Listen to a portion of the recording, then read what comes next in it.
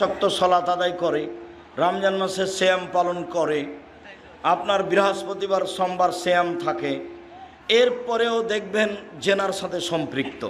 কেন?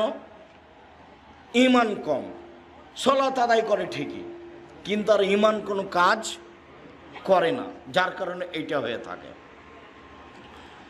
আবু হুরায়রা রাদিয়াল্লাহু তাআলা আনহু বলেন, রাসূল সাল্লাল্লাহু আলাইহি সাল্লাম বলেছেন, ইজতানিবুস সাবাল মুবিকাত, পৃথিবীর মানুষ তোমরা 7টা ধ্বংসাত্মক জিনিস থেকে বেঁচে থাকো, যার ফলাফল জাহান্নাম।